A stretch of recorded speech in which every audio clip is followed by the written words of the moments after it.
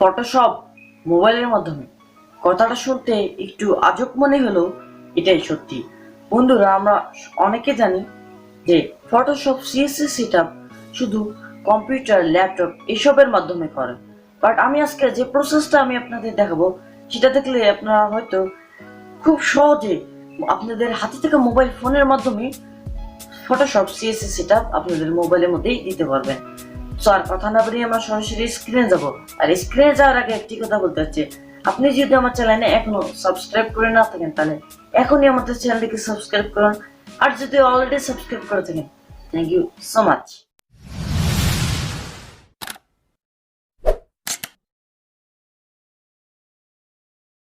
Alright, তো আমরা প্রথমে একটি ব্রাউজার ওপেন করব এবং ব্রাউজারে সার্চ করবো হচ্ছিল www.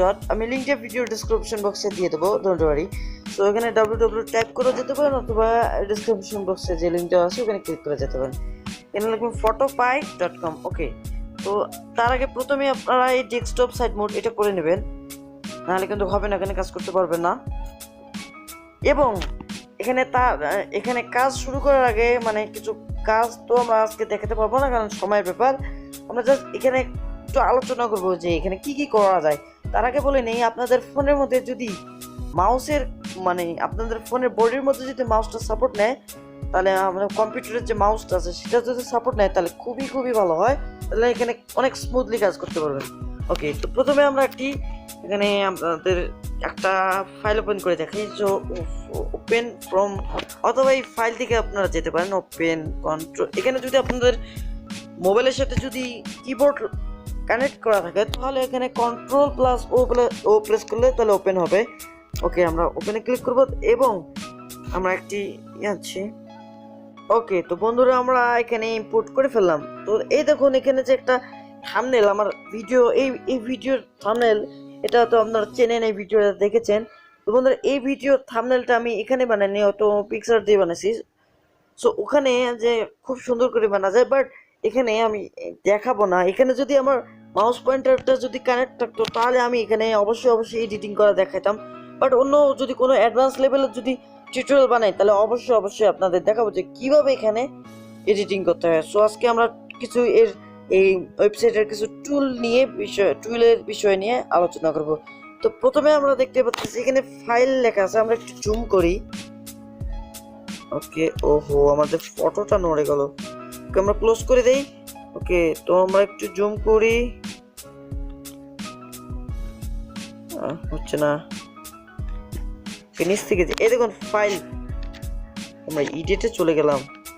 আচ্ছা, এই দেখুন ফাইল থেকে আমাদের কিছু অপশন দেখাচ্ছে, যেমন নিউ, তারপর ওপেন। আপনাদের যদি কিবোর্ড কানেক্ট যদি থাকে তাহলে আপনারা শর্টকাট ব্যবহার করতে পারেন ALT। তারপর আপনাদের যে কিবোর্ডের ALT বাটন আছে সেটা +LT+Ctrl+N প্রেস করলে নিউ হয়ে যাবে।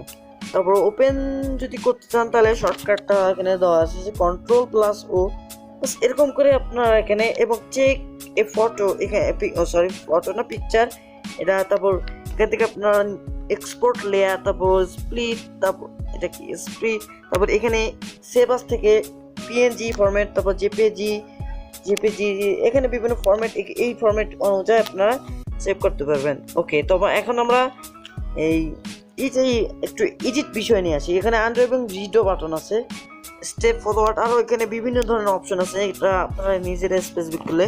ওকে, তো আমরা বাইরে ক্লিক করি এবং ইমেজ থেকে তো এখানে দেখুন অ্যাডজাস্টমেন্টে যদি ক্লিক করি বিভিন্ন অপশন আসবে, আমি জানি না। ওকে, তারপর এখানে লেয়ার যদি ক্লিক করি তাহলে নিউ লেয়ার, ফোল্ডার, তারপর লেয়ার বাই কপি, তারপর এখানে ডুপ্লিকেট লেয়ার, ডিলেট, বিভিন্ন জিনিস আছে। তারপর সিলেক্ট অল, তারপর আরো বিভিন্ন যে জিনিস আছে সিলেক্ট অল করলে। তারপর filter, view, zoom out, zoom in, তারপর উইন্ডো থেকে বিভিন্ন অ্যাকশন, ব্রাশ, তারপরে ক্যারেক্টার, CSC, তারপর আরো বিভিন্ন অপশন আছে, এগুলো আপনারা করে দেখবেন, একটু ভিউ করে দেখবেন। তারপর মোড থেকে যদি আপনারা যান তাহলে এখানে ল্যাঙ্গুয়েজ দেন। তারপর আরো কিবোর্ড শর্টকাট কিবোর্ড শর্টকাট আছে, যাই হোক কিবোর্ড শর্টকাট। এখানে আরো অনেক কিছু আছে, এখানে দেখুন ফন্ট আছে। ওকে, তো আমরা এটা ক্লিক করে দিচ্ছি এবং অ্যাকাউন্টে খুবই ভালো হয় যদি আপনারা এখানে যদি একটা অ্যাকাউন্ট ক্রিয়েট করে নেন, তাহলে খুবই সহজে এখানে কাজ করতে পারবেন। এখন আমরা উপরের টুল বারটা নিয়ে একটু কথা বলে নিলাম। এখন এখানে দেখুন, এখানে এখন এই যে সাইডের মধ্যে এখানে অটো সিলেকশন, সিলেক্ট এবং ট্রান্সফার কন্ট্রোল, এটা ইলেকট্রিক দিয়ে রাখুন, এগুলো যা দেওয়া থাকবে তাই। তারপরে এখানে দেখুন একটু জুম করে দেখাই, আপনাদের একটু জুম করে দেখাতে হবে। এখানে দেখুন টেক্সট আছে, টেক্সট টি আইকন যে একটা দেখতে পাচ্ছেন, এটা মানে টেক্সট। এটা হলো সিলেকশন, তারপর এটা হলো টেক্সট। এখানে যদি আপনারা এই থাম্বনেলের উপর যদি এখন ডাবল ক্লিক করি আমরা, তাহলে টেক্সট হয়ে যাবে। তো এখন টেক্সটটা আছে, এখন বাট আমরা এই যে এটা নিয়ে একটু কথা বলি। এটা হলো কি জানি বলে, সিলেকশন, আচ্ছা যাই হোক। এখান থেকে আপনারা এই যে ম্যাজিক লিসো টুল, তারপর আরো যে বিভিন্ন টুলগুলো আছে এখানে কাজ করতে পারেন। তারপর লিসো টুল, তারপর এখানে কুইক সিলেকশন টুল অনেক আছে, পেন টুল আছে। তারপর এখানে পেন টুল দিয়ে খুব সহজে কাটতে পারবেন, পেন টুল। তারপর এখানে ফ্রি পেন, আর তারপর আরেকটু নিচে যাই, লিসো টুল তো দেখালাম। এখানে কুইক সিলেকশন টুলও পাবেন আপনারা, কুইক সিলেকশন ম্যাজিক টুলও এখানে পাবেন। এখানে কুইক সিলেকশন টুল বলতে আপনারা কুইক সিলেকশন টুল দিয়েও এখানে ইউজ করতে পারবেন। এখানে কুইক সিলেকশন টুল আছে, তারপর আরো অনেক জিনিস আছে। এখানে রেক্টেঙ্গেল টুলও আছে, এখানে দেখুন রেক্টেঙ্গেল টুল, আপনারা বিভিন্ন ধরনের রেক্টেঙ্গেল এখানে ক্রিয়েট করতে পারবেন, খুবই সহজ। আর দেখাবো না বন্ধুরা, এখানে আরো বিভিন্ন ধরনের যে টুলগুলো আছে সেগুলো আপনারা নিজের স্পেসিফিক করলে বুঝতে পারবেন। সো এটা খুবই একটা ভালো প্রসেস। এই ছিল ভিডিওটা ভালো লাগলে অবশ্যই একটি লাইক দিবেন, কমেন্ট করে জানিয়ে দিবেন ভিডিওটা কেমন আছে, আর আমার চ্যানেলে অবভিয়াসলি সাবস্ক্রাইব করবেন। সো দেখাচ্ছে অন্য কোনো ভিডিওতে, সে পর্যন্ত ভালো থাকবেন, সুস্থ থাকবেন। See you on the next tutorial. Tata.